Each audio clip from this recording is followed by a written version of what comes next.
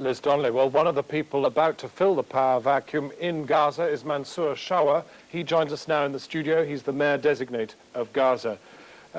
Mansour Shawa, clearly this is the absolute nub of the problem, isn't it? Because if you can't control with your own police the fundamentalists, then clearly the delivery of further autonomy in the West Bank is going to be harder and harder.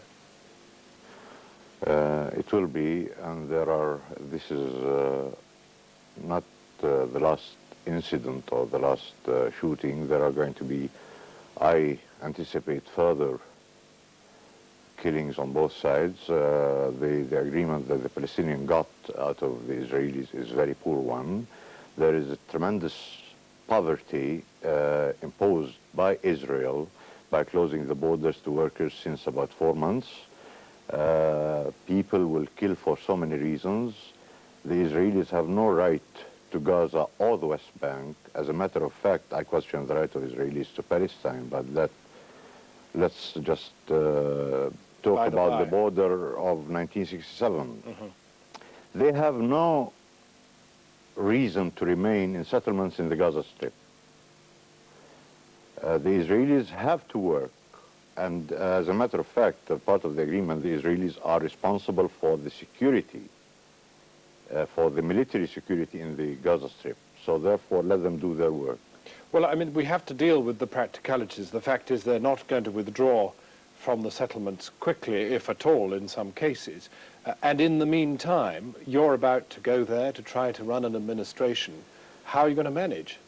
I am going to run a municipality to do services, to rebuild the infrastructure of the town. But I'm talking about the feeling of the general public. The general public are absolutely angry and frustrated. Of course, we would like to progress with the agreement that happened, but Israel has to show more and more of its good intention to eventually satisfy the Palestinians. Without satisfying the majority of the Palestinian people, Israel will never live in peace, and the killings will go on both sides. But are you conscious, as you look over your shoulder, of the very delicate balance in Tel Aviv and in Jerusalem between the hawks and the doves? I mean, it's quite easy to tip that balance over and to have an absolute impasse. And what would be the result? I don't know. Our condition could never get worse than this. What can they do? They want to go back and occupy? They haven't evacuated from Gaza anyway. They redeployed the forces. They evacuated the centers of the cities and population so they will not be stoned by boys. They got an easy job now. They stay in the south of Gaza, in the middle area, and then in the north where they have their settlers.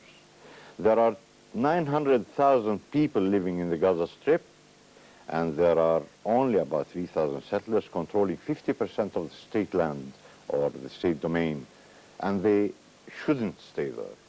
Mansour Shawa, we can only wish you the best, and thank you very much indeed for joining us tonight.